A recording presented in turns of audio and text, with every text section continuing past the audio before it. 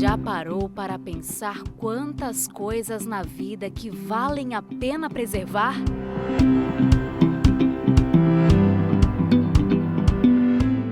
Essas são algumas reflexões que levaram um grupo de pessoas a se unirem e fundarem o Instituto Cívitas.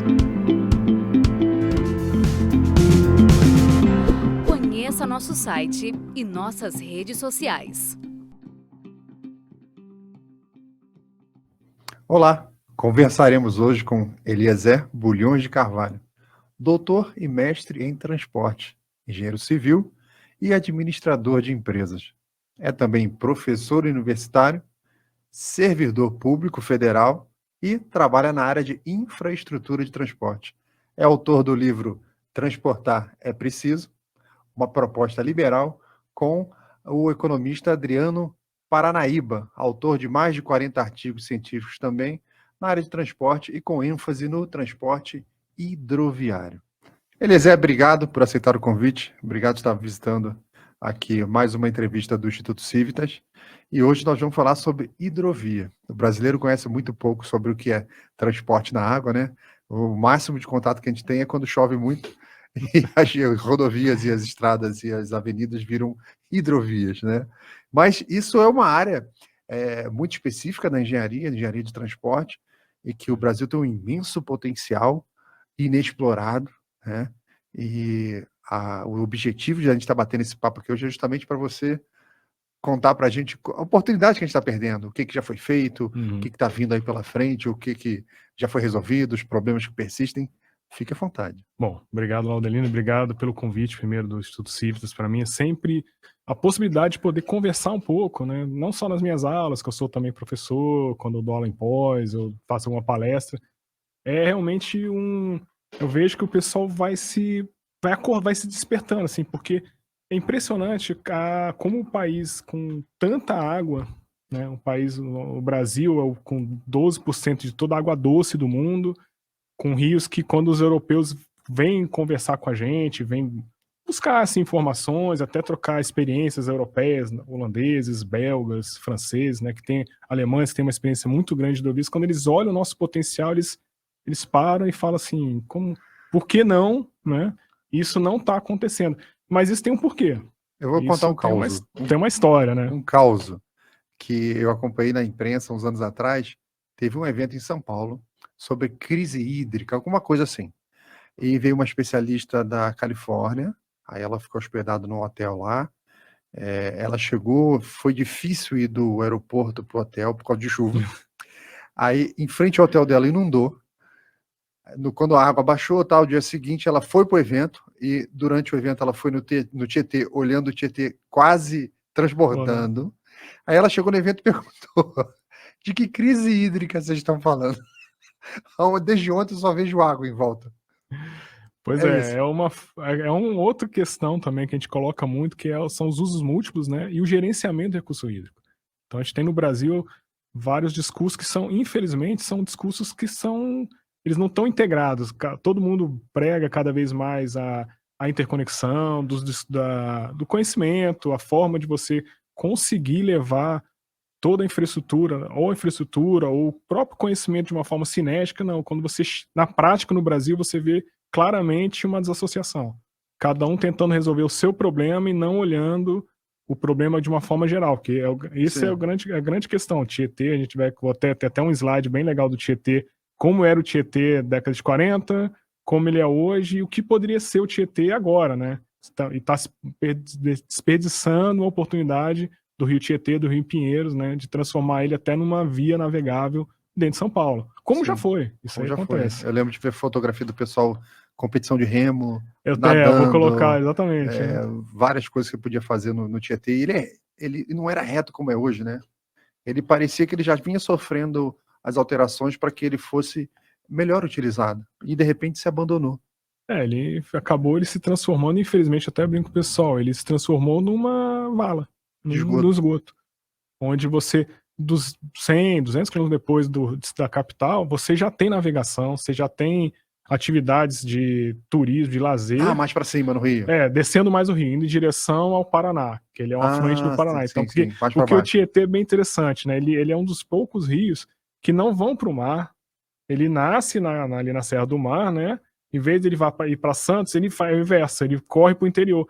E isso é muito legal, porque isso mostra justamente como que os bandeirantes foram avançando. A expansão do território, né? Os bandeirantes foi dentro da água. Não tinha estradas de tropeiros, isso foi depois. Mata fechada, é mais fácil, você vai pelo rio, vai aí onde tinha uma cachoeira, parava na cachoeira, botava todo o equipamento, os canoas, fazia o transbordo, fazia a transposição da corredeira e ia avançando. A gente vai para dentro, vai pro sertão, vai chegando. Isso é uma coisa que o pessoal até esquece. A história do Brasil, ela foi feita, a história da geografia brasileira, como nós temos hoje, ela é totalmente ligada a hidrovias. Foram os rios que garantiram para o Brasil a extensão territorial que nós temos hoje. Interessante. Então, e o pessoal esquece, né? O pessoal não vai contando, né? Depois, no final, vou até mostrar uns livros que são bem legais de relatos do século de 1800, 1700, são relatos das explorações, como eles foram avançando o território, mas não era pela terra. Eles usavam água. Era a água que era o vetor de crescimento. São Francisco, né? Da integração nacional, Rio dentro do sertão. Então tem vários, né? Então aquela história de que a fundação aconteceu perto do rio, porque ali tinha um recurso e tal. Não, chegou pelo rio. Exatamente. O rio era o ponto e virou um entreposto. Ele era onde o pessoal chegar, olhar, aqui, Não, às vezes aconteceu, algumas cidades são interessantíssimas, né? Algumas cidades são perto da corredeira, perto de numa corredeira, um lugar que era um obstáculo, então eles faziam a parada, o pouso. Perfeito. Faziam estruturas, aí montava até para uma questão de segurança, que fazia um ponto logístico ali, né, um entrepostozinho, e iam avançando. E vamos avançando, e vamos avançando, e vamos descobrindo o Brasil, né, o território brasileiro, que a gente vai ver, né, você vai ver que é imenso, né. Nossa. Bom, a gente está falando de água, e está chovendo muito lá fora. Vocês podem estar escutando aí uns trovões e tal. Faz parte isso foi tudo combinado, né? Tudo combinado aí. Tá bom. Então, quando começa isso tudo? Então, vou mostrar para vocês aí só um mapa. Vamos começar a mostrar umas imagens para vocês, para a gente conversando com vocês aí. Pode botar o segundo slide. O primeiro slide, né, o caminho das águas, né, que a ideia é conversar, né? Primeiro mostrar que nós temos no Brasil, uma coisa que eu converso muito, pessoal, hidrovia, não. Nós não temos hidrovia ainda. Nós temos vias navegáveis, algumas já com bastante investimento, bastante intervenção humana, né? Que a engenharia... Então existe essa diferenciação entre... Uma via navegável não é uma hidrovia. De forma nenhuma. Ou seja, existe toda uma engenharia para que você transforme uma via navegável numa... A gente vai... Na ideia é justamente essa. A gente vai galgando, são etapas. Não adianta querer pular etapas da engenharia. A engenharia é uma ciência. Você vai criando, você vai crescendo. Nada está ali por acaso. Então você vai montando, né? Criando todo aquele ambiente... da engenharia para garantir realmente, isso aqui a gente pode agora falar assim, isso aqui é uma hidrovia realmente. Então nós vamos aprender isso hoje? Vamos conversar um pouco sobre isso, com certeza. Vamos lá, só para mostrar o mapa. Então só para a gente ter uma ideia, né, que a gente com a conversa nossa, a gente vai falar um pouco os rios que navegamos, as histórias, né, alguns problemas, né, chegando até o final que é o 5.0, né, que eram as hidrovias 4.0, a indústria 4.0, a engenharia, perfeito. E agora já está discutindo 5.0, que é uma cereja do bolo, né? Quer dizer, além de você ter essa diferenciação, você ainda tem essas graduações de hidrovias melhoradas, avançadas, cada vez melhores. Cada vez melhores. 1.0, 2.0, 3, 4 e agora temos a 5. Então vamos lá, só para mostrar onde a gênese do Brasil, né? O próximo slide, né? Então, só para a gente ter uma ideia, porque é interessante que eu quis mostrar, né? Que o Brasil, só para a gente tem de rios navegáveis, a gente tem equivalente a 60 mil quilômetros de rios navegáveis, com potencial de navegação. Tá? A malha rodoviária nossa hoje construída, pavimentada, está em federal 66 mil quilômetros de rodovias pavimentadas, já que foram implantadas, de um universo de aproximadamente 250 mil quilômetros. Então a gente tem ainda um gap de infraestrutura rodoviária para ser que já está planejada, mapas do DENIT, quem quiser, olha o mapa do DENIT, vai ver aquelas tracejadozinhos, rodovias planejadas, né? A malha ferroviária é outra também, então eu quero trazer aqui que é bem interessante, que é agora no governo, né, nesse governo, no atual governo, se investiu muito, né, se buscou muito a parceria, autorizações para ferrovias, né, que é um produto que já existe desde o Império, desde 1800, que a gente vai ver aqui agora, por exemplo, esse plano aqui, né, que é o plano Moraes. 1869. 69. Segundo reinado, Pedro II. No segundo reinado, o país começou a identificar assim, a necessidade, e vieram os planos. Aqui que a gente não tinha rodovia, não existia, né, as rodovias, né, como hoje, né, temos Fica hoje. à vontade para apontar no mapa. Então, não, e aí qual era a ideia dos planejadores, dos primeiros planejadores do Segundo Império, né? Então, qual era a ideia? Nós já tínhamos conhecimento por causa das bandeiras, das entradas e das bandeiras, né? Todo aquele processo de crescimento do país do ponto de vista territorial, geografia, já tinham esses rios, né? Todos esses rios já mapeados. Então, qual a ideia? Naquela época já existia, né, um pouco antes, né, na Inglaterra, 1850, mais ou menos, já as primeiras estradas de ferro. Então, qual era o conceito? Vamos interligar. Onde eu posso colocar uma estrada de ferro, para fazer o quê? Aquilo que os bandeirantes não conseguiram, que era fazer as transposições. Então, fazer o quê? Fazer ligações com estrada de ferro. Aqui a Serra do Mar, Niterói, Rio de Janeiro, São Paulo. Então, você faria uma ferrovia, que é esse pontilhadinho, ligando um rio. E você ia montando. Então, aqui nessa parte aqui, Juazeiro, onde tem Juazeiro, aqui na Bahia, Petrolina e Pernambuco, já tinha aqui todo o complexo que Paulo Afonso, 1, 2, 3, 4, é um conjunto de barreiras físicas aqui, de cachoeiras que se transformaram no setor elétrico, sim, que impediam a navegação. Então você tem o Rio São Francisco, ele é seccionado aqui para fins de navegação. Mas de Petrolina até Pirapora, você navega mais ou menos 1.000 quilômetros. Bastante coisa. É bastante coisa no interior, então. Então, qual era a ideia? Faz um ramal ferroviário, utiliza-se a hidrovia. Lá em Juazeiro, você faz um outro ramal ferroviário para Recife, no Porto de Recife e Porto de Salvador. Então, o projeto do Segundo Império era justamente esse. Vamos aproveitar o que Deus já nos deu, são os rios, e vamos colocar uma coisa nova, uma tecnologia nova, na época, a ferrovia, né? Ferrovia. Então, você vai montando, né, aí, isso era o primeiro, né? Aí vamos mostrar o próximo aí, né? O outro slide, por favor. 1869. Aí, nesse período, são mais ou menos 25 anos do Império, que uma sequência de planos foram sendo apresentados dentro para Dom Pedro II, né? E vários estudos, né? Então, aqui já é um estudo de um pouco um pouco depois do Plano Moraes, que é o Bulhões, né? Lógico, eu tenho mais 5 planos, mas eu ia pegar o de um tataravô meu, né? Eu tô vendo que é parente. Não conheço, mas enfim, né? Eu adoro ele, né? E aqui ele já faz qual a diferença? A diferença aqui é que eles já fizeram um estudo mais aprimorado e viram que não tinha condições. Algumas daquelas linhas anteriores não tinham tanta interconexão. Então ele foi um plano mais simples, que é o grande diferencial que eu falo muito, pessoal. A infraestrutura, você não precisa fazer infraestrutura em 4 anos. A infraestrutura é um processo, é um projeto de Estado. De Estado, você atravessando os governos. Você vai construindo as infraestruturas, vai avançando com a infraestrutura. Não tem condições até financeiras, até hoje, então, muito mais nas restrições orçamentárias de abrir tantas estradas. Já foi o tempo dessas construir, governar, abrir estradas, o lema de Washington Luiz, os governos militares, né, que fizeram investimento pesado em grandes rodovias, né, fazendo a Transamazônica. Então, a 163, que foi concluída nesse governo até, né, em 2019. Então, você tem uma série, você vai montando, né? O importante é manter o planejamento. Você não precisa fazer tudo de uma vez, mas você manter um planejamento. Tem que seguir em frente. Tem que seguir um passo adiante. Então, aqui nesse projeto, já tem uma diferença, né, do outro, que essas linhas grossas são ferrovias, né?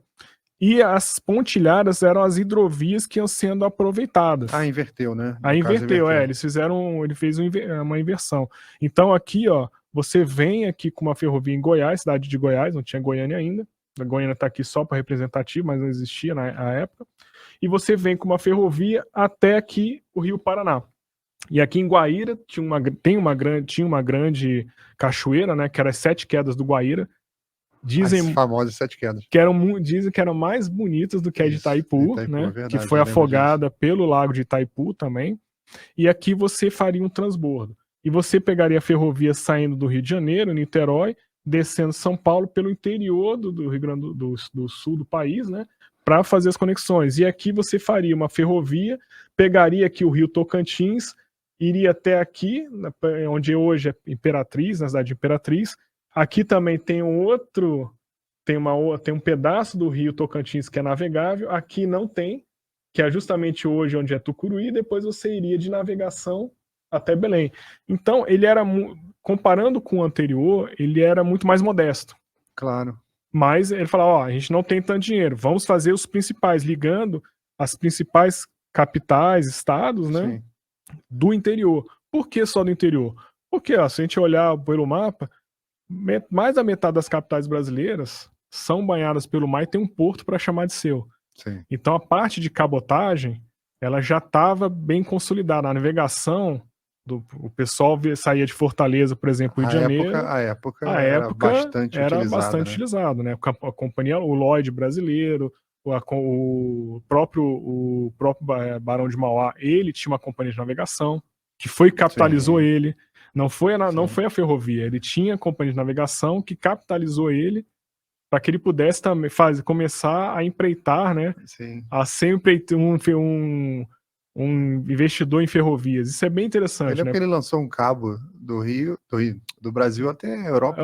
Foi ele o telégrafo, né? O cabo de telecomunicações do Brasil para a Europa, até a foto do Dom Pedro II fazendo a ligação. É bem interessante. A infraestrutura de comunicações, né? Porque quando a gente fala em infraestrutura, hoje, assim, o pessoal gosta de segmentar muito, mas quando tem vários países que o Ministério da Infraestrutura, ele é tudo, é comunicações, você tem comunicações, você tem aeroportos, a parte aquaviária. Que é infraestrutura. O que é infraestrutura? Tudo é infraestrutura. Tudo é infraestrutura. Então, tanto é que você tem uma guerra, você vai destruir a infraestrutura, você destrói comunicação, eletricidade, você está destruindo a infraestrutura. Então você vai tirando, né, os recursos, né, para poder minar o adversário. Então tem essas... Então, assim, mas é uma questão de foco, né? Se querem dar mais relevância ao tal, cria-se um ministério, enfim, mas... Eu tô vendo aqui que a gente já tinha uma saída para o Pacífico aqui no plano. Já tinha uma proposta de uma ferrovia que hoje ainda não passa ali por Cuiabá, né? Ela vem por aqui, vai entrando na Bolívia ali em direção a Santa Cruz da Serra, que era aquele que é aquele trem da morte, né? Que o pessoal chamava, passa por Campo Grande. Por que trem da morte? Então, aí já vou assim, reza a lenda, né? Porque foi um trem que utilizaram para a Guerra do Paraguai também. Ah, sim. Então quem embarcava naquele trem, né? Tava. Então, assim, eu acho que não volta. Não tinha aquele. Então tinha essa ferrovia, que tem até hoje, né? Uma ferrovia, até o Almissata tem uma música, né? O Trem do Pantanal, né? Que ele vai falando, né? É bem interessante, né? Vamos seguindo aqui só para ir próximo, pessoal. Pode pôr a próxima imagem agora. E aí, só rapidamente, então, só para vocês terem uma ideia, hoje no Brasil, esses 60 mil quilômetros, ele dessa forma aqui. Então a gente vê claramente São Francisco aqui, né, com essa... São rios de grande porte, né? São rios de grande porte.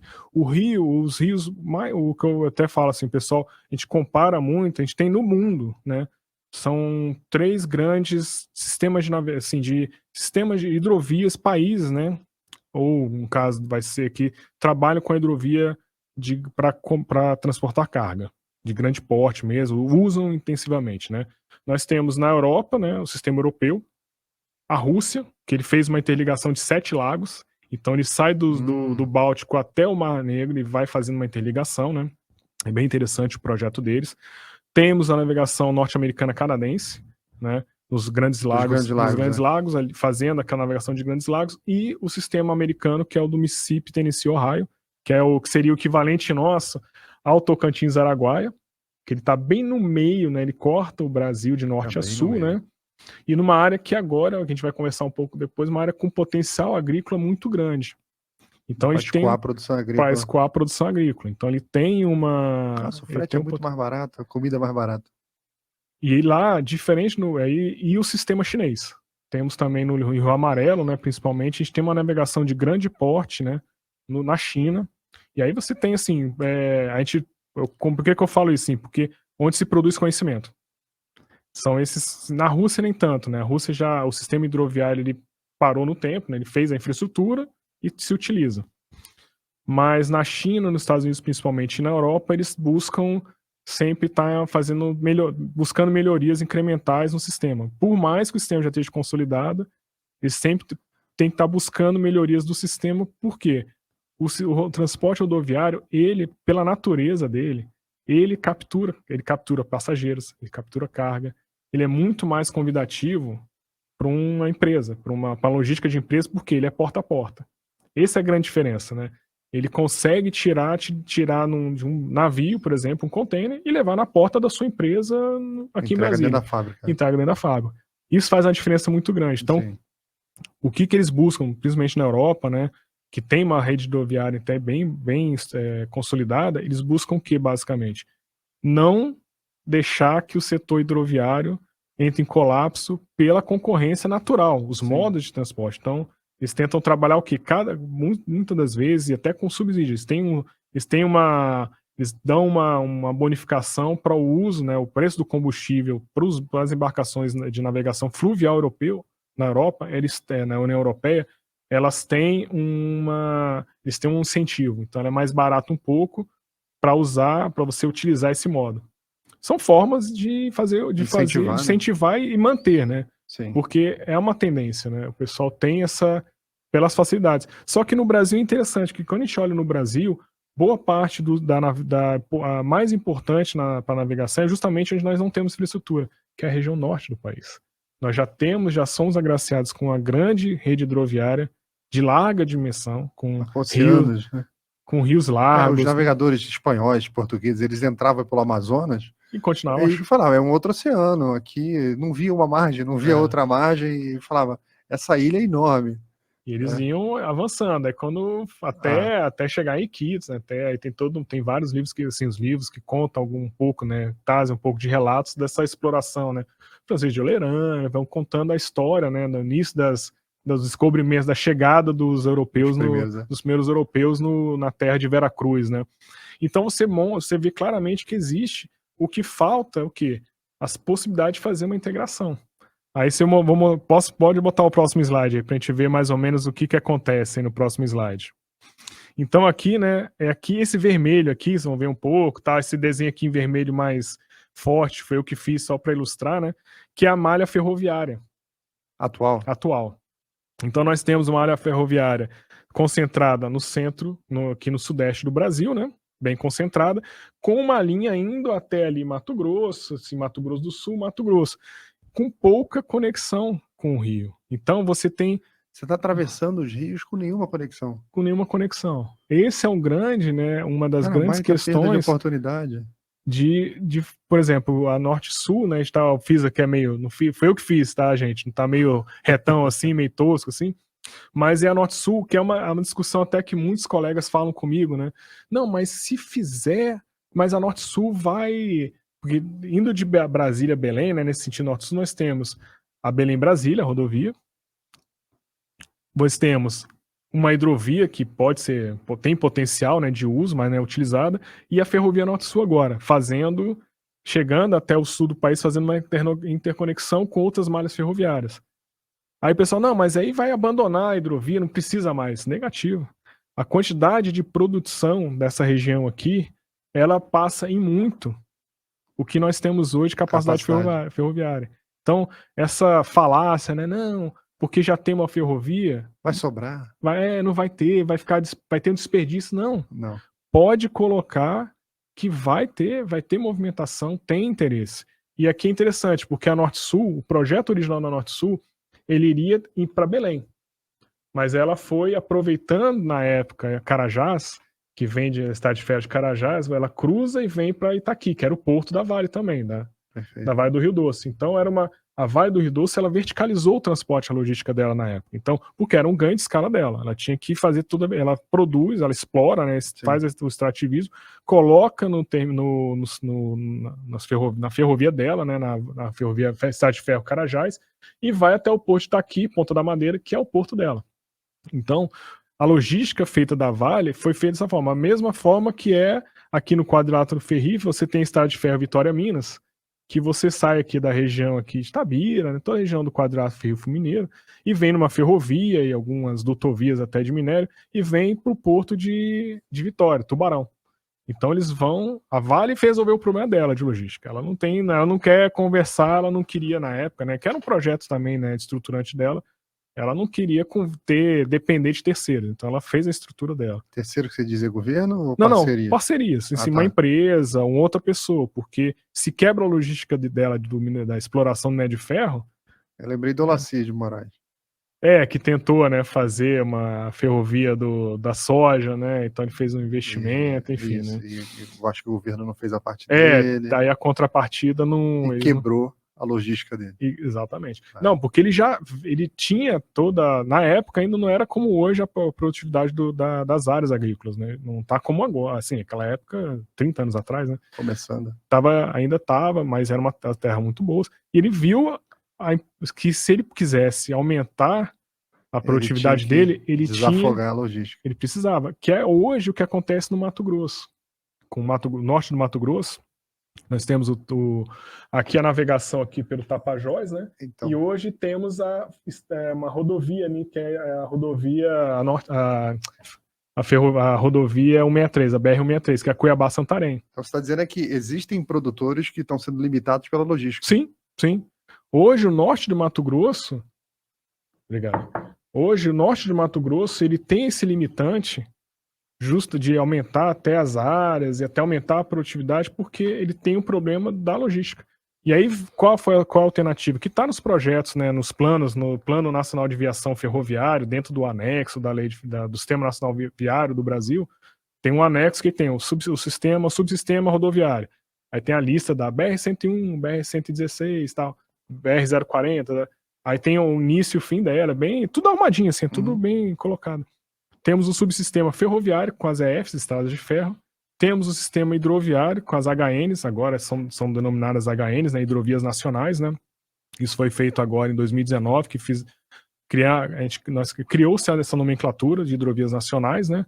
Para fazer um padrão, 2 letras e um número. Então todas as principais... BR, né? Tipo BR, assim, é uma ideia, tipo a estrada de ferro. É importante essa codificação. Importante mesmo. Porque você começa, assim, tanto em projetos, né, em licitações, projetos, você começa no código, você começa a qualificar.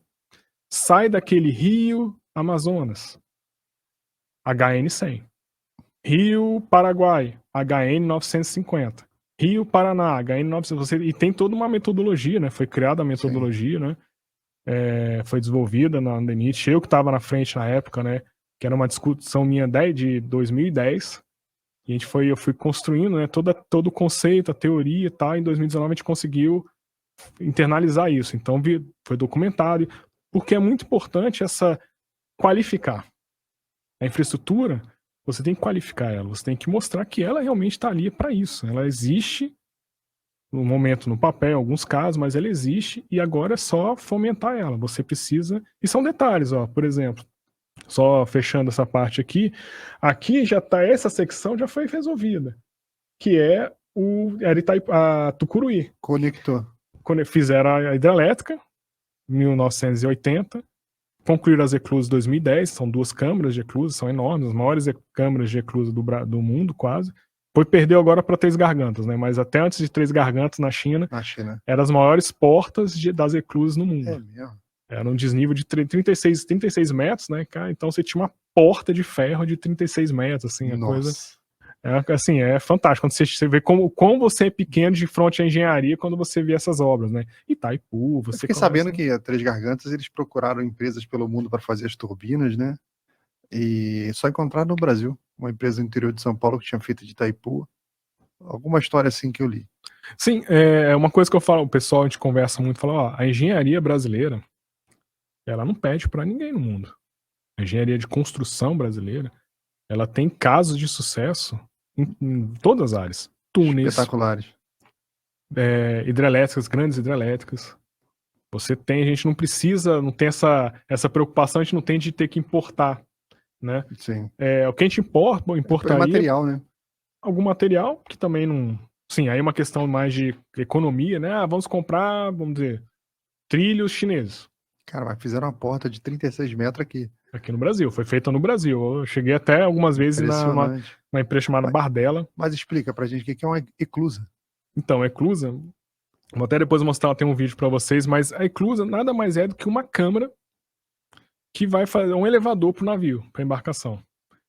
E aí você tem vários tipos. No Brasil, o padrão que foi feito no Brasil são câmeras que eu vou mostrar depois num vídeo, fica até mais interessante, que você entra com a embarcação, ela começa a encher, ela enche, aí aumenta o nível, né, para fazer, aí depois ela abre a conexão. Então, aquela cachoeira, você cria uma caixa, enche a caixa de água, aí abre a porta, essa porta tá fechada, enche, igual uma piscina, aí depois você abre e vai embora. E ao contrário também, ela tá cheia, aí vem, desce, esvazia, faz o esvaziamento da câmara. Na Europa tem outros, basicamente usam mais dois tipos. São de pistão, contrapesos, então você já tem a caixa com a água, aí a embarcação entra, e aí transfere a água de um lado para o outro. E aí um pistão com contrapesos eleva e depois sai. Então você tem nesse caso tem uma economia de água, porque a água fica num sistema mais fechado, diferente da eclusa, nas eclusas do Brasil. Mas você tem um problema de capacidade, porque as eclusas do sistema que o Brasil utiliza, elas são para grandes comboios. Por exemplo, de Tucuruí, ele tem a capacidade de 19 mil toneladas. Um comboio pro padrão da Câmara de Tucuruí, 19 mil toneladas. Aí você pensa, 19 mil toneladas, quantos caminhões você está deixando de transpassar ali? Que também é outra falácia, né? As pessoas discutem muito, como na época da BR do Mar, né? Quando foi feita a BR do Mar, que é mais uma lei que já foi agora, já é uma lei, né? Onde tem algumas, muda o marco, alteram o marco legal da cabotagem no Brasil. E aí, uma coisa que eu até conversava, falei, o nome não é muito, porque vai criar uma desconfiança, uma sensação de que você está tirando coisa, do caminhoneiro, do transporte rodoviário, que não é verdade. Você vai fazer o quê? Facilitar que um outro transporte se torne complementar. E ele faz a última milha. Então, ao invés de você sair com arroz aqui do sul do país e levar até o país até Fortaleza, depois você trazer farinha branca, ou sei lá, trazer você fazer essas viagens de 2.000, aqui mesmo no norte, né, no Mato Grosso, você faz viagens de 2.000 quilômetros indo para Paranaguá levando soja. Você dá a possibilidade do caminhoneiro fazer um frete de 600 em vez de 2.000, ele pode fazer 3. E a diferença, quanto mais a distância, não é que triplica o valor, não é, não pagam pelo... Você vai ter um delay ali, vai diminuindo o valor do frete por quilômetro rodado. Não é, se eu dirijo mais, eu vou ganhar mais na viagem, mas se você fizesse viagens menores, você faz com muito mais qualidade, né? Então você tem... mas isso já foi superado, né? Já a lei, o BR do Mar já foi aprovado, né? Já foi superada essa questão. E agora é começar assim, como toda boa lei, né? Você tem a lei, aí depois você começa a ter alguma necessidade de alguma regulamentação, depois o mercado vai receber, vai entender, né? E a lei não produz efeitos imediatos, né? Vacatio legis é no papel. No papel, produz efeitos a partir da data da publicação ou depois de 2, 3 meses, tal, mas a realidade não. Então aí vão se adaptar. Então é todo um processo, né? É um processo que vem junto com melhoria de infraestrutura. Então você tem que, quando você às vezes faz uma alteração, uma mudança legal, tem que sempre avaliar também o impacto dessa mudança, como vai ser na vida real, né? Que a vida legal é uma, a vida real é outra, né? Como é que faz essa adaptação? Então tem toda essa necessidade, né? Com a BR do Mar, eu vou poder pegar uma embarcação no Rio de Janeiro e visitar a Bahia? Sim, não vai ter, assim... O grande diferença da BR do Mar é que você, por enquanto, vai ter um passo, né? Mas é abrir para que outras empresas de outros países possam explorar mais o mercado de navegação de cabotagem no Brasil. No litoral. Mas litoral, aí é aquele detalhe. Litoral no Brasil, você vai de Manaus até o Rio Grande, o Porto de Rio Grande. Então, você tem aí 8.000 quilômetros de possibilidades, né, de exploração. Então, você tem... E aí pode... mas aí tem questionamento, mas a indústria nacional, a indústria naval nacional, ela quebrou 2 vezes, né? Na verdade, ela quebrou 3 vezes, né? Ela quebrou na década de 50, quebrou na década de 80 e quebrou agora, né? Com o governo tentando fomentar, só que o mercado ele não correspondeu ao mercado. Sim. Então não adianta o mercado ele tem esses quereres, né? Vamos colocar assim, ele tem. Então não adianta injetar se você tem se você não tiver alinhamento com o mercado. Com o mercado. Assim, se lá fora você tem possibilidade de trazer coisas mais avançadas, mais baratas, então você acaba. Então é fazer aquilo que a gente tem que fazer. É o quê? Transportar o que nós produzimos para o Brasil inteiro. Carros É um vindo grande do mercado sul. consumidor, nós mesmos somos, né? Já somos mais de 220 milhões de habitantes, então a gente tem essa necessidade, né? Porque Sim, o Brasil, se eu quiser sair do Rio para Bahia, que foi o exemplo que eu dei, eu pego o avião, eu vou de carro, não tem trem. Não tem trem. E não tem cabotagem, eu não vou pelo mar. Não, só se você pegar um pacote de férias, né? Pegar um pacote de turismo, de férias, que não é o caso. Eu tô querendo o transporte, né? Entendeu? Então, mas isso é uma coisa que eu falo muito, assim, até alguns portos do Brasil, né, os portos marítimos nossos, né, algumas cidades, elas têm que se reinventar. Sim. Porque, vamos dar um exemplo, o Porto de Natal. Ele teve sua importância, né, no comércio, fluxo de mercadorias, né, para as capital Natal, só que ele ficou defasado dos portos que nós temos hoje, porque hoje a gente tem 2 hubs no Nordeste importantes, tem Porto de Pecém, em Fortaleza, e o Porto de Suape, no Recife, próximo a Recife, né, em Pernambuco. Então, você faz a concentração nesses portos mais estruturados, e essa viagem de 200 quilômetros de Suape, por exemplo, para Natal, você faz de caminhão. E aí, o que você faz com o porto? Aí é o que eu falo, ó, o pessoal tem que entender que o porto, ele tá numa área privilegiadíssima da cidade. Na área central, na área histórica da cidade. Então ele tem outros potenciais. Por exemplo, no Rio de Janeiro. Aquela área degradada que era do que virou o Porto Maravilha, né? Que se tentou investir e tal, agora estão tentando ver se conseguem de novo, né? Que naquela época ainda da Olimpíada, da Copa Olimpíada, né? Deu tudo errado lá. Fez um investimento, aquele Boulevard Olímpico, né? Que é a margem do porto ali, né? Onde tem aquele aquário, onde fizeram aqueles equipamentos, né? O aquarrio. Então você tem uma área ali, na área central, com uma infraestrutura que sempre foi porto. Que pode se mudar. Aí todo mundo fala, gente, tá, vamos lá, não vou nem entrar em exemplos de países próximos a gente. Lá em Belém, nas docas, né? Eles fizeram 3 docas, que a docas de Belém, o porto de Belém era muito grande, né? Então começou a vir outros terminais privados e aí ele foi abandonar. O porto público começou a ser pouco utilizado. Então, a principal em Belém, né, é a Avenida Getúlio Vargas, né, que desemboca no porto. Aqueles 3 piers do porto, eles se transformaram no Docas de Belém. Inspirados na Docas Argentina, Porto Madeiro, né? No Porto Madeiro. No Porto Madeiro. Lindo lugar. Eu tive lá. Super turístico, super agradável. Aí tem passeios, né? O pessoal faz passeios. Né? Então eles requalificaram aquilo ali. Então aquela área que descia, o porto, tem uma parte do porto com armazéns, que continua, né? Quem está de frente pro Rio Guamá, né? Que é o estuário do Tocantins, o Rio Guamá. Você olhando à direita, continua os armazéns, continua tendo uma operação portuária. Não muito grande, né? Muito forte, até por causa da cidade. Porque também tem um problema na cidade, né? Os caminhões ficaram maiores, containers, então um caminhão entrar no meio da cidade, a cidade começa... Mais ou menos, a história se repete, né, Laudanino? É o que eu falo muito, é igual aeroportos. Você faz o aeroporto, a cidade daqui a pouco, Congonhas, né? Vai fagocita o porto. Vai engolindo. E aí todo mundo reclama que o problema é o aeroporto. Tem que fazer outro aeroporto, porque esse aeroporto não tá... Olha, ele passa em cima das casas. Não, a casa que foi construída então, no assim, caminho. Congonhas, né? O exemplo maior nosso é Congonhas, né? Então você tem essas... E a história se repete, mesma coisa com o porto. Você tinha um porto, entreposto do país, né? Da região. E aí daqui a pouco a cidade cresce, daqui a pouco começa a tacar pedra no porto. O porto não presta, o porto é isso, o porto é aquilo, né? Mas faz parte. Isso é a dinâmica da infraestrutura. Ela tem que se adaptar também. Eu vi isso acontecer muito rápido no Rio, em Jericinó, que era uma área de tiro do exército. Jericinó. Então, começaram a crescer umas favelas e volta, umas comunidades, e depois o pessoal estava reclamando. Olha, o pessoal fica dando tiro aqui do lado, isso aí é um problema terrível. Tá? Não, mas vocês que cresceram em volta do campo de tiro. Pois é, isso aí faz. Mas isso é interessante, porque a cidade é viva, né? A cidade é viva. A gente tem que, o bom planejador, o Estado, né?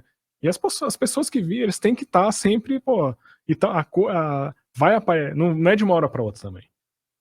a dinâmica, ela vai... por isso que você disse que tem que ser um projeto de Estado, não de governo, que ele tem que atravessar os governos e você seguir em frente, porque essa situação acontece geralmente quando o planejamento não foi seguido.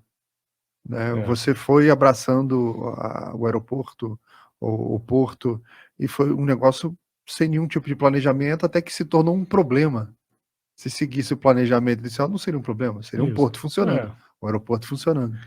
E assim, aí vamos agora entrando assim, por que no setor rodoviário o Brasil até avançou, né, a questão da infraestrutura, conseguiu conectar todos os estados, né, todos os estados do país, né, por uma rodovia. Isso é fundamental porque é uma questão até de segurança nacional, né, e no setor hidroviário ele foi caindo, né, ele foi perdendo. Aí você vai ver no próximo slide agora, vamos ver o próximo aí.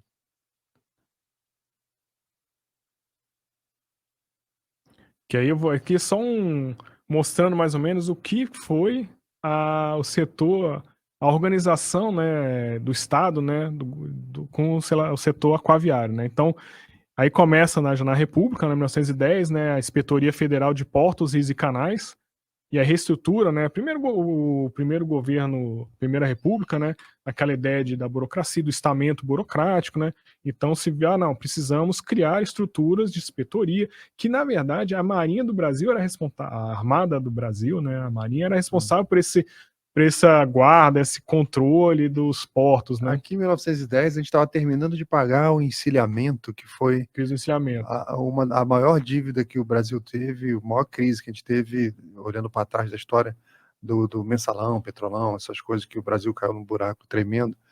Dali para trás, você olhando na história, foi o encilhamento. Pegamos uma dívida gigantesca aí com as barberagens do senhor Rui Barbosa. Na fazenda, né, tentando impulsionar a economia sem garantias, e quebrou o Brasil, né? Nós ficamos aí de praticamente 15 anos pagando dívida sem poder investir. Aí aqui acabou. Aqui dá para ver que estão começando agora a reestruturação. Vamos estruturar, vamos criar organismo, né, um estamento governamental para voltar, né, aquela lacuna, né, do investimento. E isso, por que foi criada essa inspetoria, né? Ela foi importante justamente por causa da necessidade de investimento nos portos. Então, quando eles fizeram, e tem lá canais, né? Porque já existiram alguns canais.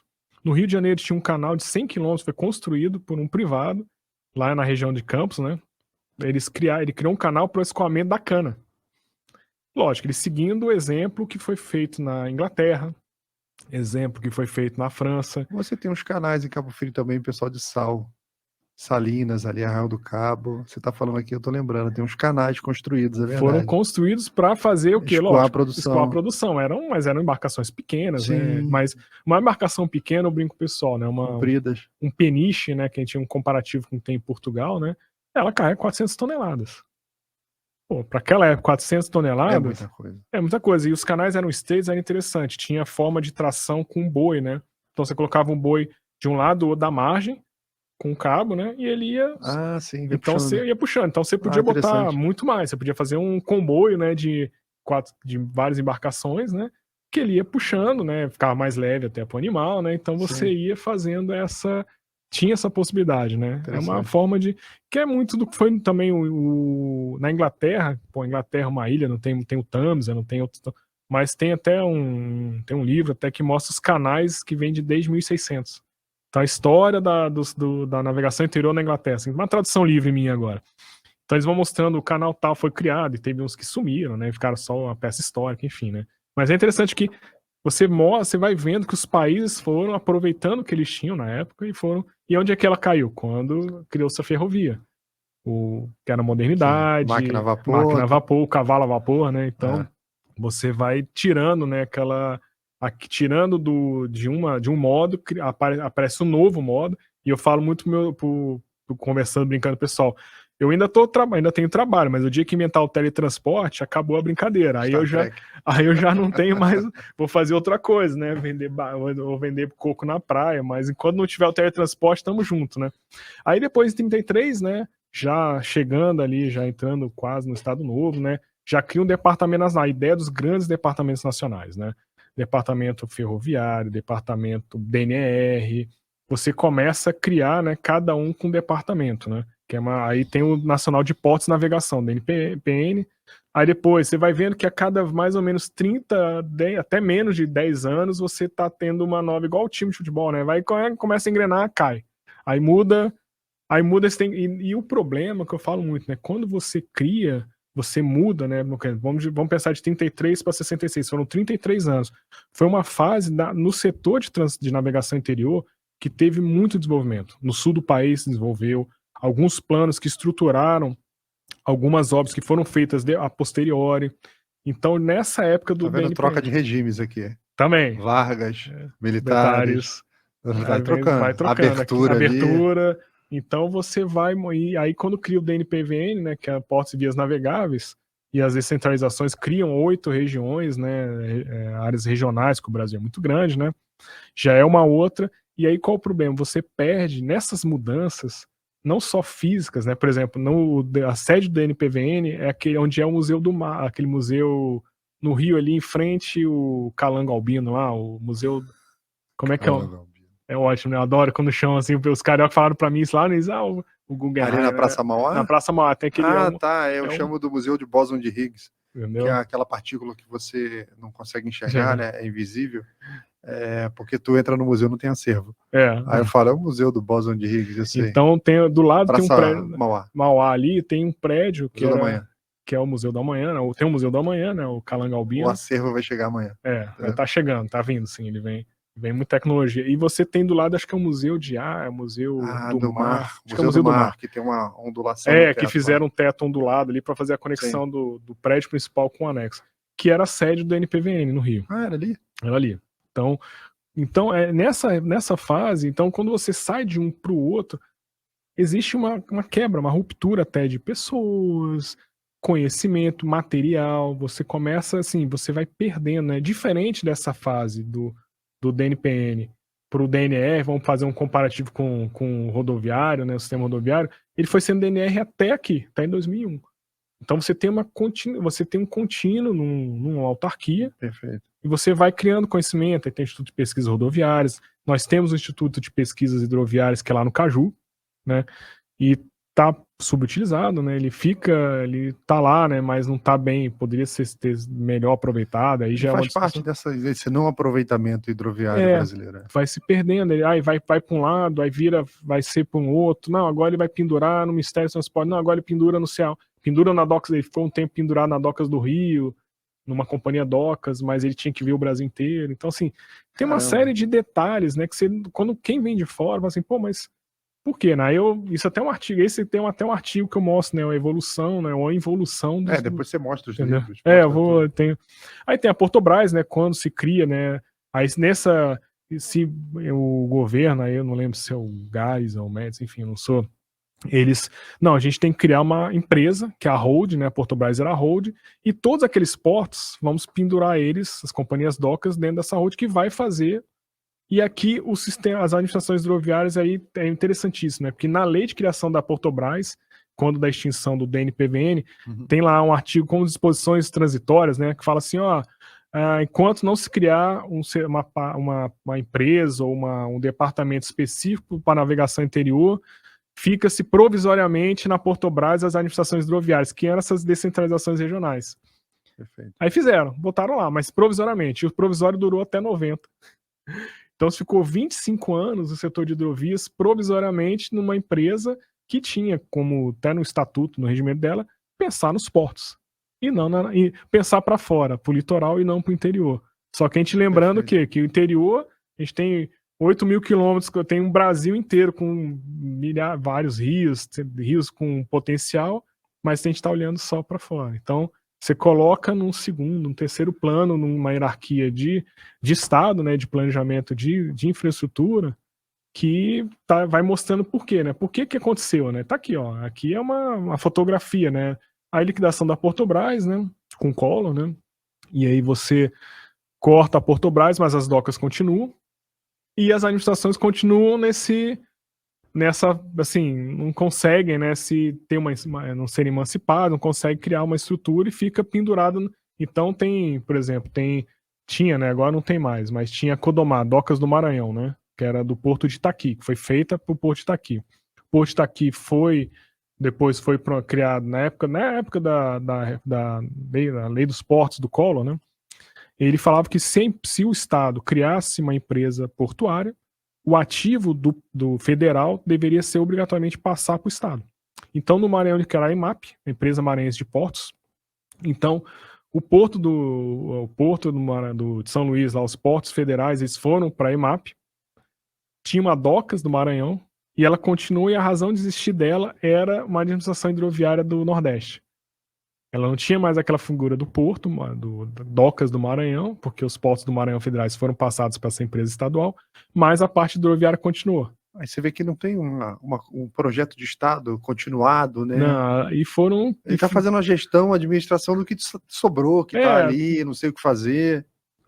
E aí foi andando, né? E aí cria, né, o DENIT, né, em 2001, né? Já no final do governo Fernando Henrique, né, eles, numa mudança, uma estruturação do setor de transporte, que criam a ANTAC, a Agência Nacional de Transportes Aquaviários, a NTT de Transporte Terrestre, criam o DENIT, Departamento Nacional de Infraestrutura de Transporte, e dentro dele se coloca, né, aí o que tem portos marítimos, coloca a parte de infraestrutura portuária marítima, que é a Diretoria de Infraestrutura Aquaviária, a Diretoria Ferroviária, a DIF, a Diretoria Rodoviária, a DIR, né? Então, na verdade, eles pegam o DNR e acoplam ferrovia e aquaviário, e deixam lá. Aí, na sequência, depois criam a Secretaria Especial de Portos, aí tiram a parte marítima, e a parte interior fica no DENIT, e hoje voltou. Hoje, nesse governo, Portos Marítimos voltou para o DENIT, para a Diretoria Aquaviária, né? E aí tá portos, tá lá a parte portuária marítima e a parte de navegação interior, né? Então, estão lá ainda lá. Entendi. E aí tem outras questões, né? Vamos ver o próximo slide aí, só pra gente... Deixa de acelerar. Acelerar um pouco aqui, só pra andar um pouco. Vamos pro próximo aqui. Cara, a hora voa, cara. O papo é bom. Pode mudar, então. Aí eu vou mostrar 2 vídeos, são bem interessantes, né? Um, eu vou mostrar uma eclusa, que aí já visualmente a gente explicou, né? Pode já botar o vídeo, um porto no Amazonas, no município de Novo Airão, que é bem interessante, ó. Aí vocês verem as hidrovias no Brasil. Isso é no Rio Negro, né, no município de Novo Airão. Então, para as pessoas entenderem, isso é que a gente chama de IP4, Instalação Pública Portuária de Pequeno Porte, para diferenciar do Porto Marítimo. Mas olha as embarcações, que de passageiro, né? De passageiro, isso é a realidade do Amazonas, do Amazônida. Da região. Isso resolve o problema também, né? Isso resolve o problema. Eles têm, a vida deles é sobre as águas, né? Então é um terminal portuário, né? Robusto, resistente. Porque lá também tem tempestade. Tem todas as intempéries. Ó, isso é um navio de passageiro com 3. Grande, hein? São em torno de, dependendo, são 600 pessoas, né? Aí o pessoal dorme nas redes, né? Tem muito. Então você vê a instalação, né? Para um município é interessante, tem alguns municípios no estado do Amazonas que quase todos os municípios do estado do Amazonas já tem um terminal, um IP4 para chamar de seu, né? Que é o Porto de Novo Airão, né? A gente tem os botos, tem negócio de boto, é bem legal. E vira um ponto turístico da cidade. Sim, para fotografia. Casamento, tem um porto lá. Casamento no porto. Tem uma colega minha que trabalhava nessa área, né? Ela não está mais trabalhando nessa área lá no DENIT, que tinha um município, agora vou falar o nome, mas não sei se depois eu corrigir, que é Urunepé. Os casamentos, o pessoal fazia as fotos de noiva, aquele negócio era lá, porque era uma infraestrutura bonita, né? Ele é muito bonito, né? Com iluminação à noite, né? Todo iluminado e tal. Deve ficar charmoso, né? Fica aí com o rio ao fundo, né? Um pano de fundo bonito, né? Não, mas a estrutura muito bem feita, né? Então, essa é a realidade do norte do país. É isso que eu falo, pessoal, ó, não compare. Quando o estrangeiro vem, ele olha assim, vai no sul do país, os rios são mais estreitos, que eu vou mostrar, a gente tá no norte, eu vou mostrar depois um vídeo de uma eclusa no sul. No norte são as avenidas de água, né? Então você tem a cidade, né, isso, a floresta, né, então as pessoas estão no rio, na cidade está de frente pro rio. Faz parte da vida. E a vida deles, a vida do ribeirinho é isso, a vida do Amazônia é isso. Aí vamos ver o outro, que agora eu vou sair do norte, vamos sair de 40 graus, vamos pro sul agora, né, para pessoal ver uma infraestrutura que foi criada naquela época do NPVN, naquele tempo, né, onde o Rio Grande do Sul tem 2 rios bem que é o Jacuí e Taquari, que saem de Porto Alegre e entram pro interior. É o rio mais estreito, né?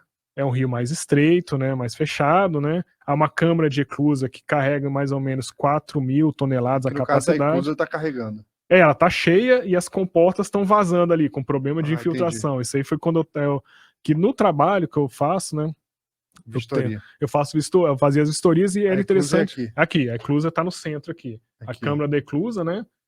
Então essa é um sistema também de câmara que vai enchendo, né?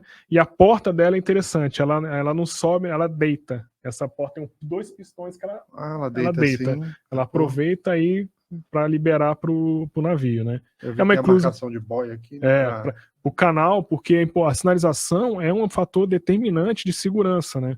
Para evitar que as pessoas, já aconteceu, tem até vídeos também de acidentes, eu também tenho vídeos de acidentes, uma embarcação perdeu a navegabilidade e ela passou por cima, estava numa cheia muito grande, né? E ela passou por cima das comportas, né? Que era muita água, né? Na época com o Cisne Branco, lembra? Foi do mastro lá em Guayaquil. Equador. E ali é a questão do prático, né? Ele não foi tão prático assim, né? Não confiaram muito. Na verdade, ali foi o empurrador, não tinha tanta potência. Não sei se perdeu a potência para segurar. E tinha uma correnteza. Então a eclusa ali, ele entra sozinho na eclusa? Ele entra sozinho, com motores dele. Aguarda fechamento. Fecha, enche a câmara, aí depois libera. E ao contrário também, ela tá cheia, vem, aí tem toda uma operação, né? Então é importante a tecnologia para isso, né? A gente vai conversar um pouco para frente, qualificando o rio, né? Que é um rio navegável. Que vai fazer trabalho no rio, que vai, ó, daqui a tantas horas, daqui a meia hora, você tá se aproximando da embarcação tal, com GPS, você começa a fazer igual o controlador de voo. Aqui tem um controlador? Tem, mas tá nessa cabine aqui. O sistema tá todo controlado aqui. Né? Entendi. Como se fosse uma torre. É uma torre de controle. A torre de controle. E ele sabe que tá vindo por rádio. Por rádio, enquanto, né? É por rádio. Então, assim, a gente ainda perde muita tecnologia, assim, a tecnologia para os rios navegáveis no Brasil ainda não estamos onde a gente deveria estar já, porque já existe. Então, é uma questão de internalizar mesmo o projeto. Então, só mostrando assim a estrutura, né, toda, estava com bastante correnteza, né, estava cheio o rio, né. Eu tenho imagens, eu tenho uma autoinspeção no rio na época da seca. É muito interessante, assim, que você vê claramente, né, a diferença do do desnível mesmo. Isso é muito importante, né, para a engenharia, né, que aí é uma manutenção de ativo, né. Você tem que manter. Vamos ver o próximo aqui. Acho que é uma tabela só para mostrar a importância de pontes, né? A ponte não é uma inimiga da hidrovia, que eu brinco com o pessoal. Mas a ponte, não.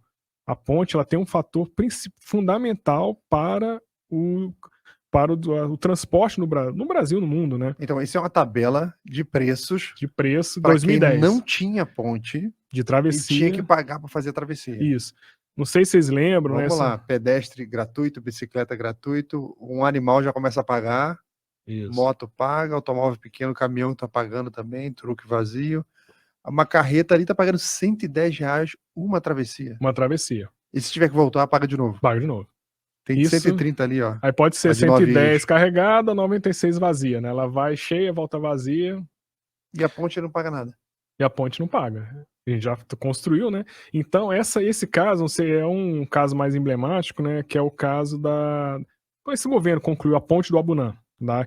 Que faltava as rodovias, né? Ligam as capitais brasileiras. Rio Branco, né? O estado do Acre, e não tinha uma ligação contigo. Ele tinha a travessia do Abunã, que é essa travessia sobre o Rio Madeira, né? Diretriz BR-364. Né? Essa tabela de 2010, quando eu fui, teve um problema, o Rio Madeira estava muito seco, né? E estava tendo problema na travessia, 48 horas para um caminhão, para alguém atravessar, por causa da operação, né? Porque você não conseguia ir em linha reta, a balsa tinha que fazer muita volta por causa dos bancos de areia. E aí chamaram a gente, a gente precisa tentar uma solução. A gente foi lá ver o que poderia ser feito naquele momento, né? De uma forma mais emergencial, né? E aí lá eu falei, deixa eu dar aí tirei essa foto, falei, rapaz, vou guardar esse negócio, porque não tinha nem previsão de fazer a ponte, né? Agora já tem a ponte, em 1 minuto você atravessa, né, de um lado da margem para o outro. Será que essa empresa não existe, de travessia? Não sei. Pode ser que esteja operando em outra diretriz de BR, né? Sim. Que nem todas as BRs têm, né? Mesmo federais, muitas ainda não estão com pontes construídas, né? Então tem essa necessidade. Mas isso é importante para mostrar que era uma capital do estado, um estado inteiro, né? E tinha um problema de logística ali. numa situação como essa, você começava a ter problema de funil ali. Desabastecimento do Acre, em função da estiagem do Rio Madeira. Então tem essa sensibilidade, né? As pessoas têm que entender, né? Que é o custo do as legumes, consequências de você não estar fazendo a coisa correta. Não está fazendo a Aqui tem que ter uma ponte, não tem que ter travessia. Que você está ligando o Estado fica com o Estado inteiro comprometido. É o que você falou da estratégia de segurança nacional, tal, de você ter tudo interconectado de uma forma rápida. Eu quero ter opção de navio. Perfeito. Ok, sem problema. Mas a rodovia para transporte de tropa, né, junto com a ferrovia. Não, material, tropa, alimentos, né? Você tem que, numa necessidade, você tem que ter ambulância, numa necessidade de um deslocamento de pessoas. Chegar lá. Você precisa, né? Aí só para mostrar o custo na época, isso era 2010, né? Caramba, se fosse hoje ia ser muito mais caro. Não sei, aí eu já não... Já tem 12 anos aí. Tem 12 anos essa... Para reajustar, aplicar a inflação aí. Entendeu? Então é interessante. Vamos pro próximo slide, vamos seguindo aí, né? Então aí já falando um pouco de outra parte das hidrovias, né? Que são as hidrovias urbanas, né? Que até um artigo que eu fiz, que eu publiquei. Aí, assim, a gente tem que entender, as pessoas têm que entender que a hidrovia também não é só o Amazonas, mas é o Amazonas, não. A hidrovia, no Rio nós temos, aqui eu peguei um mapa, né, que é a Baía de Guanabara, então você utiliza para ir para Niterói. Aí quando construiu a ponte, com isso aqui, entendeu? Porque eu fui nascido e criado aqui. Entendeu? E teve um período na Praça 15 que você tinha o aerobarco, você tinha o Jumbo Cat, você tinha barca tradicional, você tinha de velocidade e tal, e parecia que o negócio ia vingar. Eles estavam falando em novas estações aí por dentro da Bahia, de repente sumiu tudo. Sumiu tudo. A concessionária, né, porque E é impressionante, você tem situações onde que aconteceu que a ponte fecha, e você tem que dar a volta na Baía de Guanabara inteira, e são regiões perigosas. Hoje, né? Infelizmente, você vai dar esse retorno todo. E a gente, com essa vocação natural que a gente tem, aqui não é fundo, é coisa de 15 metros mais ou menos a profundidade média, não tem lá tanta correnteza, não tem lá tanto problema, a gente não é a Noruega, que você vai ter, que é complexo. Navegar nos fiordes, né? Ali é outro. Mas aqui é interessante porque eu lembro, assim, aí já de leitura, né? Quando criaram a ponte de Niterói, o pessoal falava que ia acabar com a navegação, a travessia de Niterói para o Rio, né? Porque agora é um ônibus. A demanda hoje é pelo mar. A demanda continua, assim, porque de manhã a ponte engarrafa, de noite a ponte engarrafa, é terrível. São as narrativas que o pessoal, mas aí começa e não tem. E é interessante, né? Aí nesse projeto, tinha um projeto até dessa navegação, e era até passando pela boca da Bahia, né? Ia fazer Copacabana, ia ligar o aeroporto, o Galeão, você seria, imagina um turista chegando no Rio, podendo ter a opção de ir para Ipanema, ir para Barra, né? Num navio, numa embarcação que existe, tem tecnologia, embarcação, que o grande problema é só passar a boca da entrada da Bahia. Sim.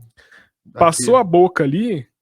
Tem dia que tá sinistro, aí tem uma onda ali de. Sim, mas aí é a questão de aí nessas horas, tá igual aeroporto. Volta e meia tem tempestade, cancela, ou tá fechado o serviço, espere. Tá, é impressionante quando você pega a barca aqui no Rio, que você vai para Paquetá, por exemplo. Vai lá já fiz isso, muito bom.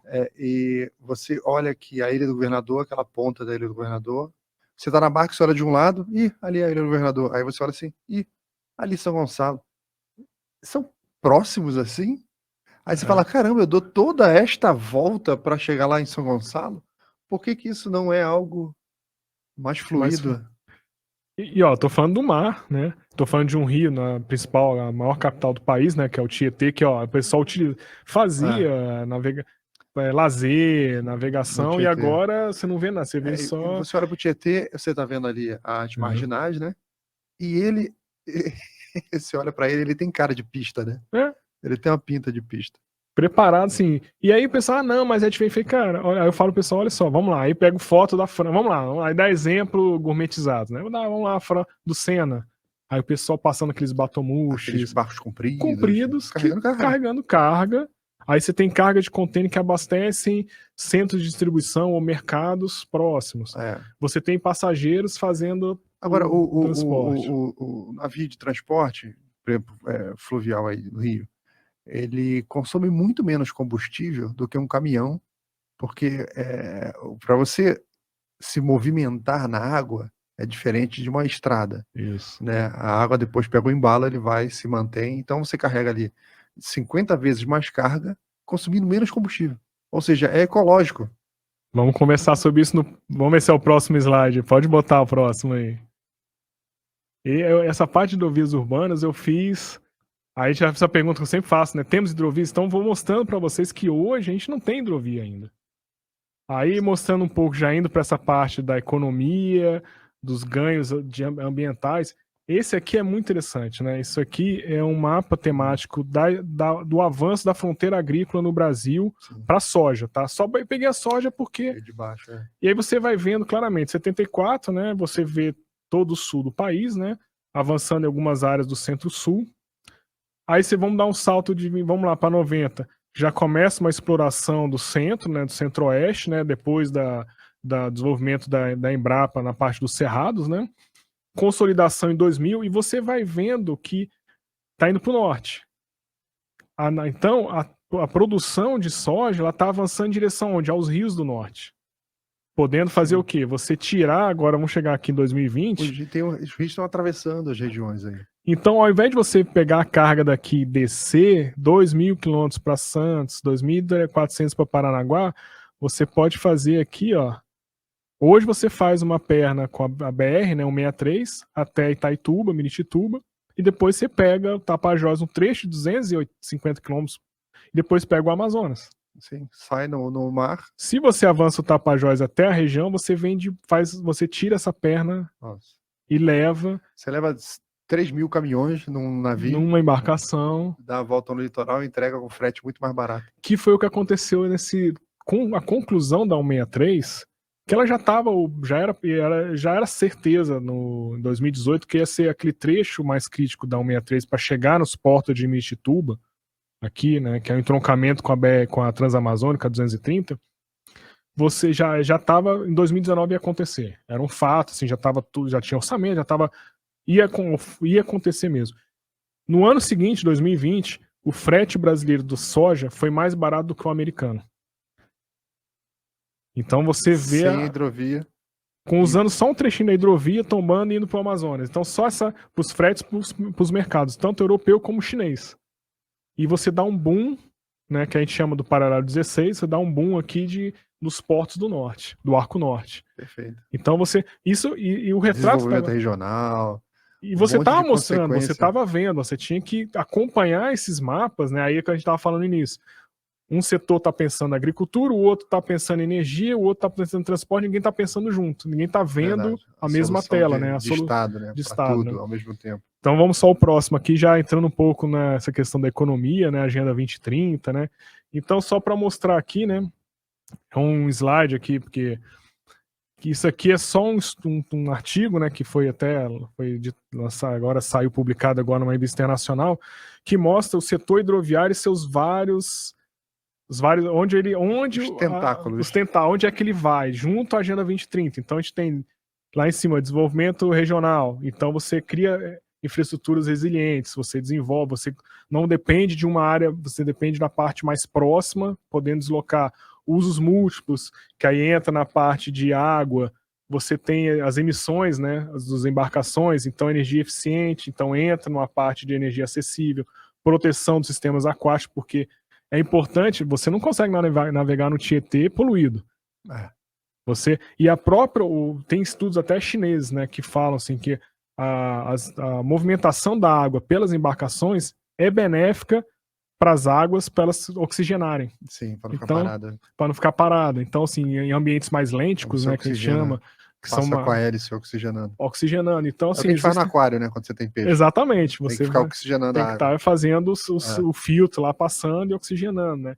E aí você tem, né, emissões nos portos, você tem uma série, tudo isso aqui, né, que está dentro, né, do que está agora se discutindo, da SG, né? Sim. Então, a parte hidroviária... Argumento é o que não falta. Sim. Aqui tem uma roda de argumentos, né?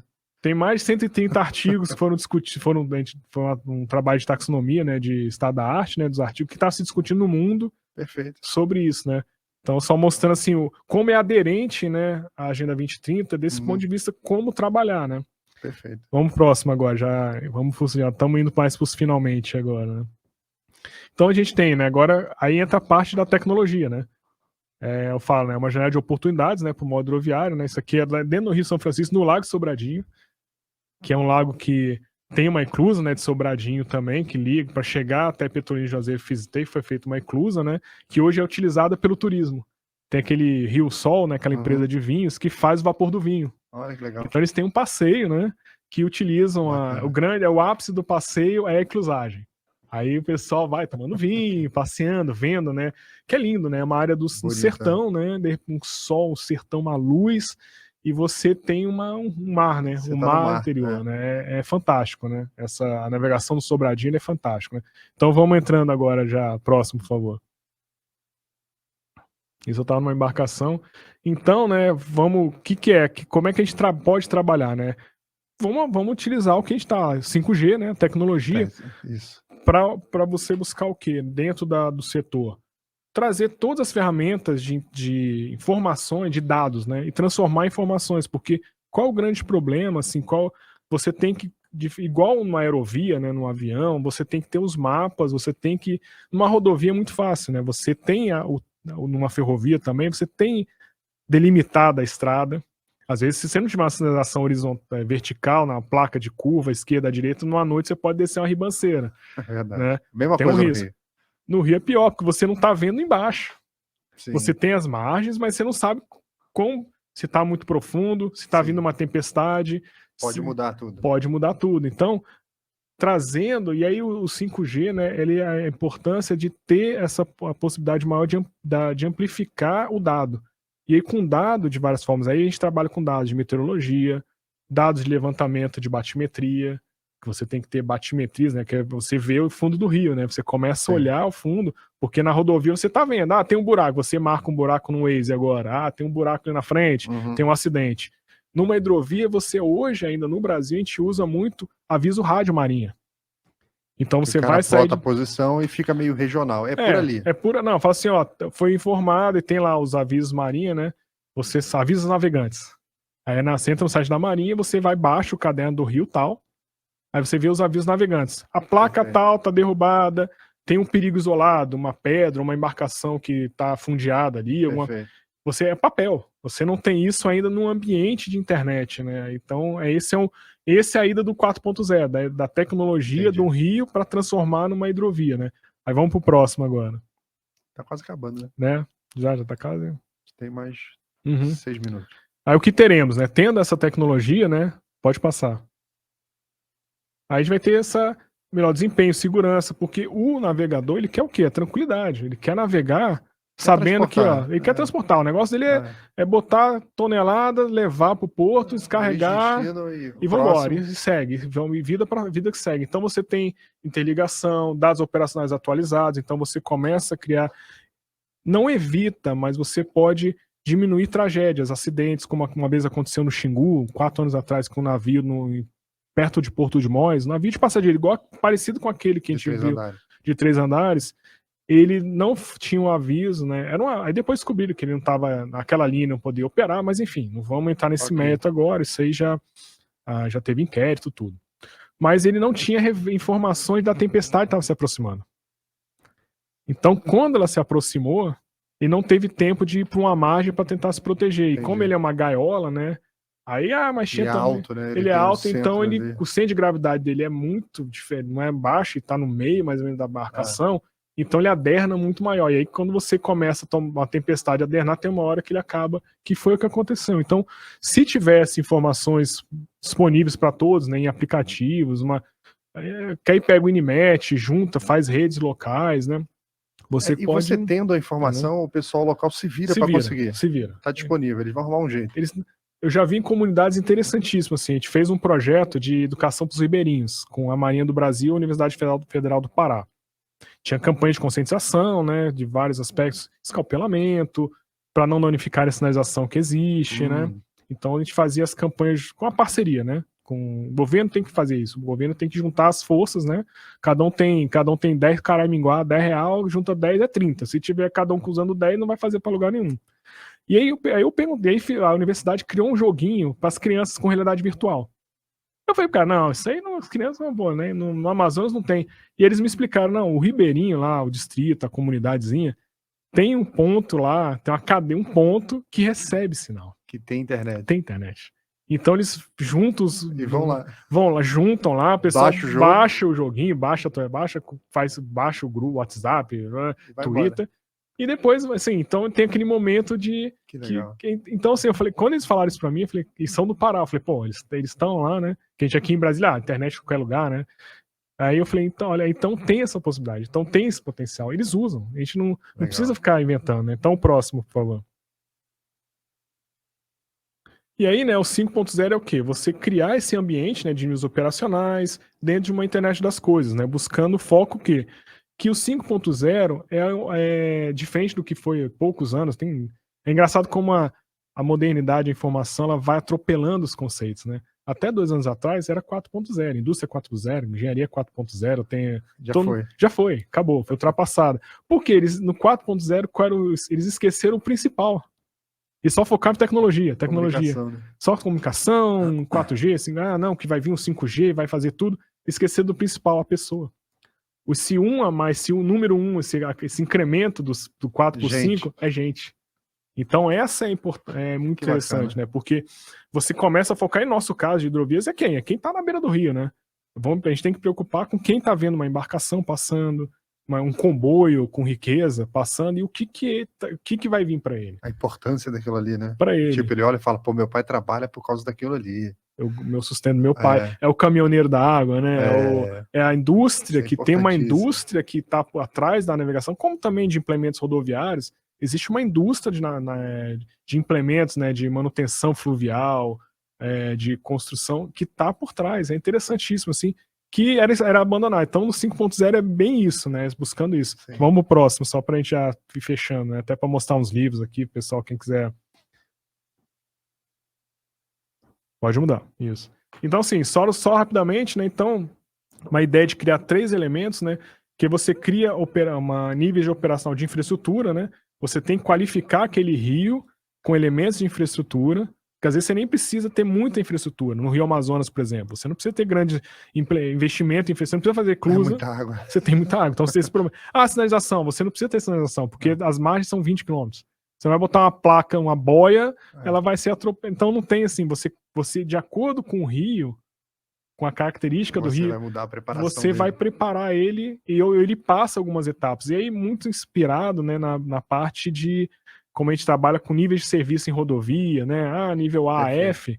F é o pior, o A é o melhor, é a mesma ideia, né? Quando você tem o triple A, né, que o pessoal gosta do investimento, né? O país é o rating AAA, se o Rio também tem as classificações. AA, então ele busca isso, né? Então, os auxílios à navegação, né, que é o Waze, né? Como chega a informação, tem muitos rios no Brasil. Você tem ideia, Laudelino? A gente não tem. A maioria dos rios brasileiros a gente não tem carta náutica homologada pela Marinha. Você tem croquis de navegação, você tem carta de fortuna, que é uma carta desatualizada, que aí o prático, né? O comandante da embarcação navega porque ele é o prático ali. Daquela região. Se ele mudar de uma hidrovia, de um rio, São Francisco para o Tocantins, ele vai ter que aprender. Era como o caminhoneiro que só dirige numa estrada. Exatamente. Se for para outra, ele tem que tirar a carteira. É bem diferente. Assim, o caminhoneiro se adapta, as regras são nacionais, um padrão, né? No Rio, não. O Rio Amazonas é no sul do país, que a gente mostrou lá, o Taquari, ele tem características diferentes. Então, essa sensibilidade é diferente. E a parte socioeconômica, né? Você tem instalações igual aquele IP4, né? Que atende ao ribeirinho. Você tem a parte ambiental, cuidando, como que a parte como a interação do rio, né? No caso da hidrovia, vai estar com aquela comunidade, como a estrada. Perfeito. Como é desenvolvimento, né? Dá para desenvolver mais do ponto de vista social, campanhas educativas. Você começa a qualificar aquela via navegável para transformar numa hidrovia, né? Perfeito. Então esse é um projeto, né? Isso é uma proposta. Vamos lá, o próximo, né? Só para a gente fechar, que já está agora. Prometo. Ainda tem que mostrar o livro. Então, assim, a gente faz os gabaritos, a gente tem todo um projeto, né? Então, esse aí já é mais técnico, só para vocês, rapidamente, sim, a gente já vai pro livro. Então, a gente foi montando umas classificações de nível, né? Então, você tem característica de rio, que eu falo muito, uma embarcação que navega no sul do país, ela não vai, que é menor, 4.000 toneladas, ela não vai se comparar uma para fazer transporte de carga, por exemplo, com um comboio no Rio Amazonas. No Rio Madeira, por exemplo, tem comboio no Madeira que é de 60.000 toneladas. Nossa. Quando ele está na cheia, ele tem algumas empresas de navegação, armadores no Rio Madeira, tem autorização, algumas empresas grandes, Hidrovias do Brasil, algumas empresas de transporte, né, de cargas, né? Eles têm autorização da Marinha para, na época da cheia... 60.000 toneladas. Um carro popular tem 1 tonelada. Estamos falando de um comboio com 60.000 carros. Isso. Transporta 60 mil. Só para ter ideia do tamanho. Só para comparação, um caminhão, a gente bota um caminhão 40 toneladas um caminhão, quantos caminhõezinhos podem ser colocados de carga, de soja, de bens, enfim. Então tranquilamente, o pessoal faz isso. Na seca, na época da vazante, não é na seca do Madeira, porque o Madeira não seca, né? Os rios no Brasil, assim, não tem...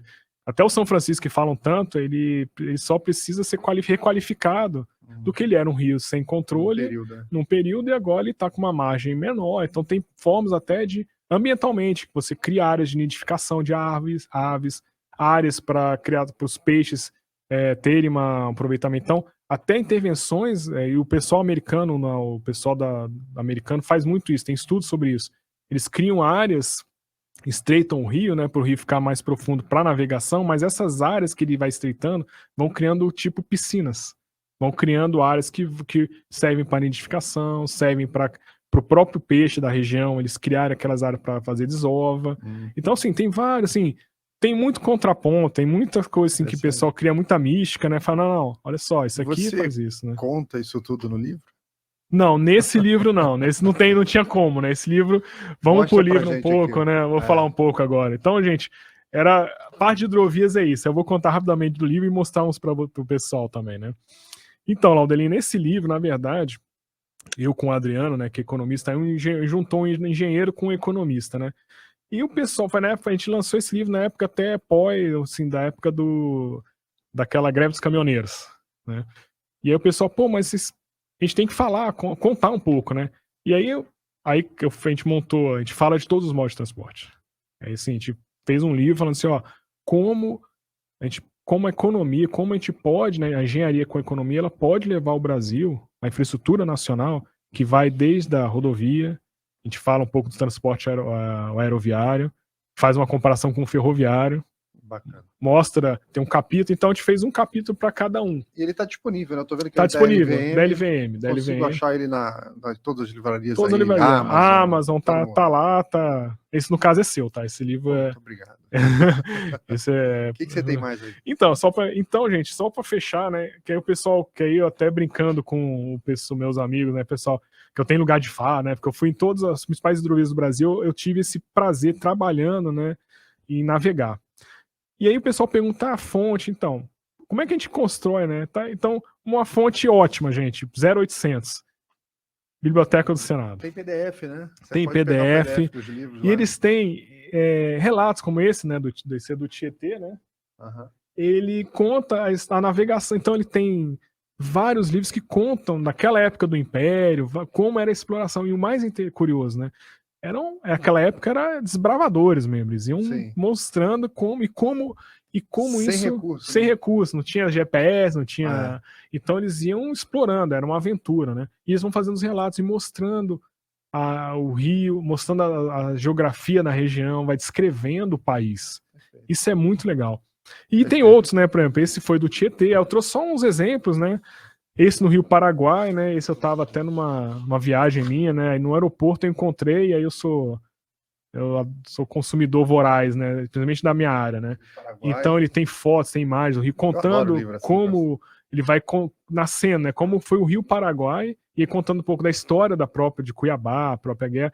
Esse é um livro novo, esse livro é interessantíssimo, eu descobri ele tem um ano e pouco, que um jornalista em Porto Alegre estava lançando, né? Mostrando a importância da hidrovia para o Rio Grande do Sul, o Rio Grandense. Perfeito. Então ele conta a história muito bacana, né? Que eles usam o Mar de Dentro, né? Que é a Lagoa dos Patos, a Lagoa Mirim, todo aquele sistema fluvio-lacustre, né? Verdade. E esse também é do Rio Grande do Sul, é um livro, tem fotos lindas, né? E mostra uma curiosidade, né? A primeira eclusa no Brasil foi feita no início do século, em Montenegro, na época da imigração italiana, alemã. Quem fez? Foi um privado. Ele tinha uma companhia de navegação que saía de Porto Alegre e estava levando os imigrantes pelo rio Caí, o Rio dos Sinos, Caí, e ele viu, pediu autorização, ele viu e fez a oportunidade e fez uma eclusa. Infelizmente ela está abandonada, assim, você tem que, no Google você tá sabendo direitinho, você consegue, você chega lá, né? Obrigado pela entrevista, obrigado pela oportunidade, é um assunto que voou a hora, né, tem bastante coisa para falar, só estamos falando de hidrovia. Só hidrovia. E só arranhamos. Verdade. É só um arranho, assim, superficial, né? Não, obrigado mais uma vez por você, pelo convite, pelo CIV, pelo Instituto, porque para mim é importante, né, cada vez mais de registrar. Eu acho importante o registro, gente. A gente tem que ter um registro porquê das coisas. A gente tem que olhar para trás, entender os acertos, principalmente os erros, para a gente não errar de novo. Acho que o mais importante que o acerto sempre tem, todo mundo comemora, tal, mas e os erros, porque para evitar não repetir. Perfeito. Eu acho que a gente tem um potencial enorme. Eu acho que a infraestrutura nacional é fundamental para o país, para o caminho de uma prosperidade, um caminho que a gente tem meios, é o que eu falo muito, pessoal, a gente não está no Oriente Médio, que não tem oportunidade, a gente não tem rios, não tem como, tem o Rio Jordão, você não tem essa possibilidade, a gente tem a possibilidade. Toda a região nossa, todas as regiões nossas do Brasil tem um rio, são atravessados por algum rio que pode trazer um desenvolvimento regional, local, São Francisco, por exemplo, Rio Parnaíba, né? Para uma Europa inteira, que é o Rio Amazonas e seus afluentes, na região norte. O Brasil é do tamanho da Europa, maior que a Europa, né? Só a Amazônia ali, enorme. Aí você tem o centro-oeste, indo para o norte, né, nos afluentes, né, Tapajós, Tocantins, ou olhando para o sul, para o Paraná, Tietê, você tem... E o sul, você tem alternativas. Acho que o importante é isso, as pessoas...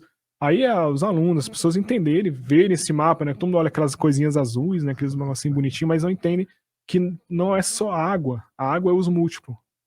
A água é energia elétrica, a água é abastecimento das cidades, a água é alimento, piscicultura, a água é transporte também. Perfeito. Então a gente tem que pensar isso. Perfeito. Gente, muito obrigado mais uma vez, Alvino. Obrigado, pessoal. Até a... Já parou para pensar quantas coisas na vida que valem a pena preservar?